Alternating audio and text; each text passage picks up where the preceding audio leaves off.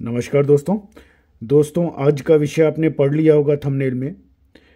अपने जीजा से कहीं प्रेम संबंध तो नहीं हो जाएगा आपकी पत्नी का, पति की कुंडली से पता चल जाता है। हाँ दोस्तों, पति की कुंडली से सारी चीज़ें पता चल जाती हैं।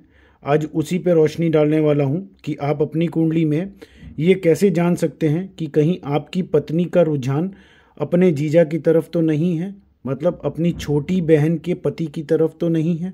आइए बताता हूँ। यहाँ एग्जाम्पल भी दूंगा आपको, ये जो नंबर लिखे हैं इससे मैं एग्जाम्पल भी आपको समझाऊंगा।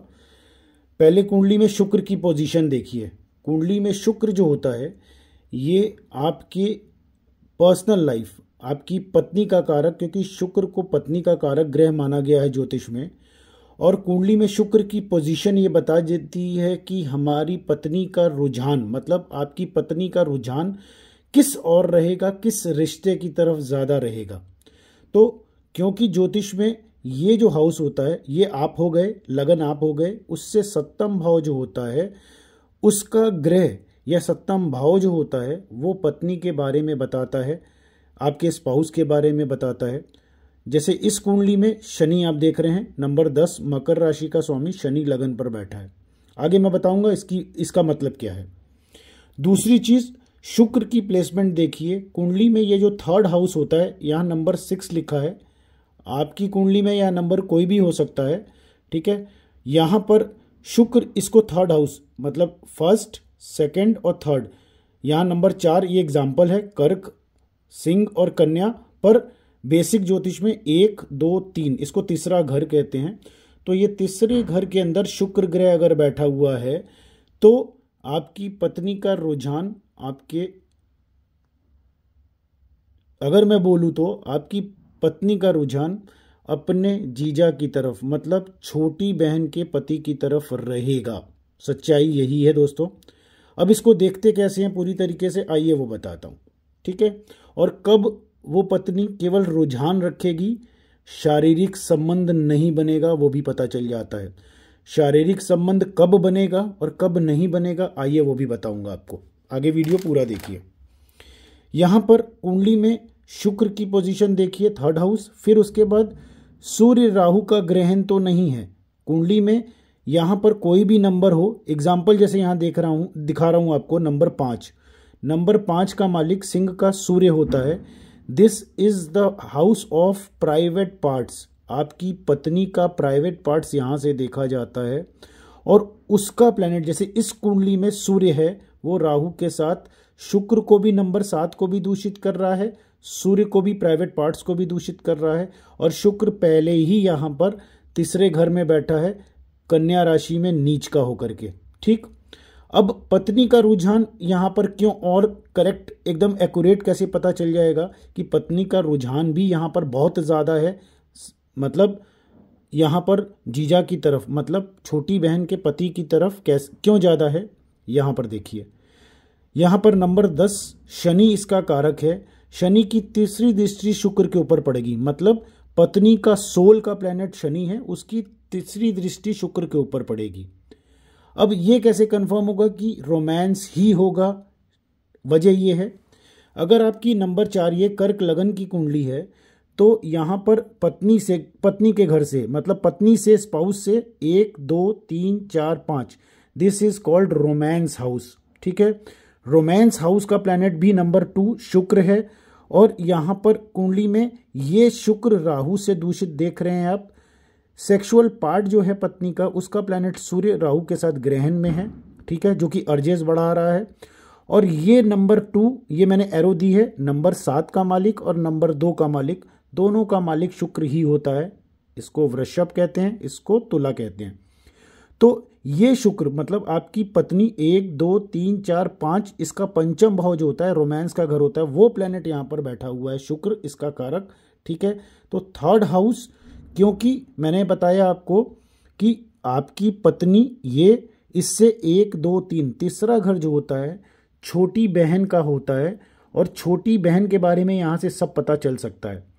उससे सप्तम जो होता है, मतलब पत्नी का पति, मतलब जीजा, वो यहाँ से पता चल जाता है, उसके बारे में, उसके स्वभाव के बारे में, उसके सारी चीज़ें उसके बारे में पता चल जाती हैं।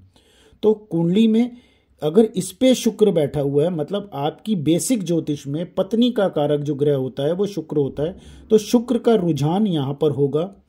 दूसरा, यहां पर इस घर का प्लैनेट हो सकता है आपकी कुंडली में यहाँ पे नंबर 1 से लेके 12 तक क्रम से कुछ भी हो, 1 2 3 4 5 6 कुछ भी हो, तो हर प्लैनेट का एक मालिक होता है। एग्जाम्पल छोटा सा दे रहा हूँ। नंबर 1 मेष कहते हैं, मंगल उसका स्वामी है। नंबर 2 होगा तो वृषभ होगा, उसका स्वामी शुक्र है। ऐसे ही 12 तक क्रम से कुछ भी हो सकता है। उसके मालिक का प्लैनेट अगर इसके ऊपर देख रहा है, ठीक है, या युति बना रहा है, मतलब शुक्र के साथ शनि, इस एग्जाम्पल की कुंडली में शुक्र के साथ शनि यहाँ 3rd हाउस में बैठा है, तो अवश्य ही शारीरिक संबंध तक बनेंगे।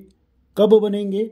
या तो शुक्र की अंतर्दशा आ जाए, या राहु की महादशा में शुक्र की अंतर्दशा आ जाए, या शुक्र की महादशा में राहु की अंतर्दशा आ जाए, या शनि की महादशा में राहु की अंतर्दशा और शुक्र का पैतंतर आ जाए, तो शारीरिक संबंध जीजा से बनेंगे, सेक्सुअल रिलेशन बनेंगे। रुझान तो बना ही रहेगा, ये कंफर्म है। अब दूसरी चीज होती है कि कब केवल रुझान रहेगा लेकिन शारीरिक संबंध नहीं बनेंगे, कि वो थोड़ा सा समाज का ख्याल करेगी या समाज के बाद डरेगी, थोड़ा सा उसके अंदर से आत्मा, उसको अंदर की आत्मा गंदगी करने पे रोकेगी। वो कब होता है देखिए, इस कुंडली में मैंने गुरु लिखा हुआ है, लेकिन अभी तक गुरु के बारे में मैंने बताया नहीं। क्यों? क्योंकि कुंडली में यहाँ पर नंबर 4 अगर कर्क लगन होगा तो नंबर 12 यहाँ गुरु अपने ही घर में बैठा हुआ होगा। और ज्योतिष में एक फॉर्मूला है, जब भी गुरु इस कुपित स्थिति में, अगर गुरु शुभ गुरु इसके ऊपर दृष्टि डाल देगा शुक्र के ऊपर, तो रुझान तो शुक्र यहाँ पर बैठा है तो रुझान तो रहेगा, मतलब जीजा की तरफ झुकाव तो बहुत ज़्यादा रहेगा। उसका आदर करना, उसको अलग से स्पेशल अटेंशन देना, उसके आते ही चेहरे पे मुस्कान आ जाना और स्पेशल उनके आगे पीछे घूमना, ये तो रहेगा। बहुत प्रेम से बात करेंगी आपसे, भले ही रूठी रूठी रहें, लेकिन उनसे तो एकदम ऐसे मिलेंगी जैसे जन्मों जन्मों का संबंध हो। तो ये उनके लिए स्पेशली साफ सुथरी सजेंगी धजेंगी। तो ये चीज़ें, शुक्र यहाँ बैठा है तो वो हो गई। पर शारीरिक संबंध बनने से केवल ये गुरु रोकेगा। अगर गुरु की सीधा दृष्टि शुक्र के ऊपर 7th पड़ेगी, यहाँ से आप गिनेंगे तो सीधा 7th आएगा, 7th, तो ये गुरु उसका चरित्र हनन करने में बहुत हद तक रोकता रहेगा। चरित्र को खराब नहीं, मतलब बिस्तर पे जाने से रोकता रहेगा, अगर ये गुरु की दृष्टि ऐसे है तो। अगर ये गुरु समझ लीजिए इस यहाँ पर नहीं हो, ठीक है, अगर गुरु यहाँ पर नहीं बैठा हुआ होगा, समझ लीजिए गुरु नहीं बैठा हुआ है, तो ये जो कॉम्बिनेशन आप देख रहे हैं, ये सीधा सेक्सुअल रिलेशन, बेड प्लेजर्स, उन सब का कारक प्लैनेट, सेक्स करवाएगा, आपस में सेक्स होगा जीजा और साली में। ठीक है दोस्तों, देखिए थोड़ा सा ये कठिन या कठोर कह लीजिए ये विषय था, लेकिन सच्चाई मैंने हर वीडियो में आपको बोला है कि मैं सच्चाई लेके आने के लिए वीडियो बनाता हूँ। ज़्यादा वीडियो नहीं बनाता, पर एक्यूरेसी के साथ जब कभी कोई कुंडली मेरे सामने आती है तो उसके कॉम्बिनेशन देख करके मैं तुरंत एक सोचता हूँ छोटा सा वीडियो बनाकर ये जानकारी आप तक साझा करूँ। ठीक है दोस्तों, अगर ये विषय आपको पसंद आया या किस विषय पे आप वीडियो चाहते हैं वो मुझे कमेंट बॉक्स में लिख करके भेजिए। मैं उस विषय पे वीडियोस बनाऊंगा ताकि आपकी जानकारी, आपकी जागरूकता, समाज की जागरूकता बढ़े और आप ज़िंदगी में पहले ही जान लें कि कल आपकी जीवन में क्या होने वाला है। कोई ऐसी ख़राब दशा तो नहीं आने वाली। कहीं शादी से पहले अगर ये वीडियो आप देख रहे हैं, कुंडली में ये प्लेसमेंट है, तो भैया मैं मना करूँगा कि शादी करने से पहले आप अपनी कुंडली मुझे ज़रूर दिखाइए।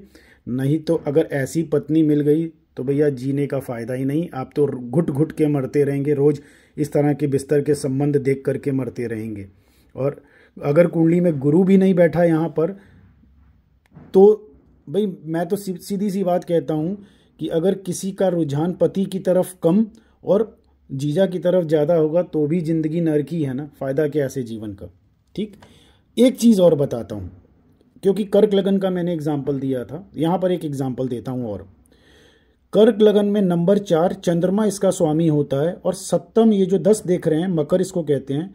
चंद्र और शनि, कर्क लगन वालों का जीवन भर आपसी संबंध बहुत अच्छा नहीं होता। आपस में तनाव रहता है पति पत्नी के बीच में। वजह क्या है? शनि और चंद्रमा जब एक साथ मिलते हैं तो विष योग, जहर योग का निर्माण करते हैं। ठीक है, चंद्रमा मतलब अगर आप नंबर 4 के हैं तो आपका स्वभाव, इमोशनल क्वालिटीज़ आपके अंदर होंगी, आपके अंदर ख्याल करना बहुत ज़्यादा आपके स्वभाव में होगा, आप प्रेम भी बहुत ज़्यादा करेंगे, इमोशनल भी बहुत ज़्यादा होंगे। पर आपकी पत्नी क्योंकि शनि वाली है, ना तो ज़्यादा सजेगी धजेगी आपके लिए, और हमेशा आपके साथ कठोर संबंध, कड़ुआ संबंध, चिड़चिड़ा कर बात करना, रूठा रूठा रहना, बुझा बुझा रहना, हमेशा जिसको कहें कि नेगेटिव आपके सामने में आना, और आप उसके मुंह में निवाला डालते रहेंगे, प्यार करते रहेंगे, लेकिन उसकी तरफ से कभी भी आपको प्यार नहीं मिलेगा, हमेशा विष की तरह रहेगा, कोई ना किसी बात पे आपसे झगड़ा करती रहेगी। तो ये स्थिति बनती है कर्क लगन, और यहाँ पर सप्तम भाव क्योंकि शनि होता है तो ये विष योग का निर्माण होता है। ऐसे लोगों का शादीशुदा जीवन अच्छा नहीं होता, और ऐसा कॉम्बिनेशन है तो भैया कंफर्म जो मैंने लिखा है स्लाइड में, अपने जीजा से कहीं प्रेम संबंध तो नहीं हो जाएगा आपकी पत्नी का। ये कंफर्म हो जाता है कि इस तरह के कॉम्बिनेशन में जीजा से प्रेम संबंध होगा, रुझान होगा। अब यहाँ पर एक आखिरी चीज़ बोल रहा हूँ, ये जो नंबर 6 आप देख रहे हैं इसका मालिक बुध होता है, इसको कन्या कहते हैं। अगर बुध कहीं यहाँ पर आकर के बुध बैठ गया तब तो समझ लीजिए रोमांस क्या, वो दिन रात रोमांस चलेगा, आपके पीठ पीछे भी रोमांस चलेगा। मैं उसमें इससे ज़्यादा इस वीडियो में नहीं बोलूँगा कि आपके मन में कोई गलत संदेश ना जाए। अगर ये बुध यहाँ पर आकर के बैठ गया, इस जगह पे आके बैठ गया, तो ये मान के चलिए कि परम परम रोमांस चलेगा। ठीक है दोस्तों, अगर आपकी कुंडली में भी ऐसा कॉम्बिनेशन है तो आप मुझे व्हाट्सएप पे अपना date of birth, time of birth और प्लेस ऑफ बर्थ लिख करके भेजिए।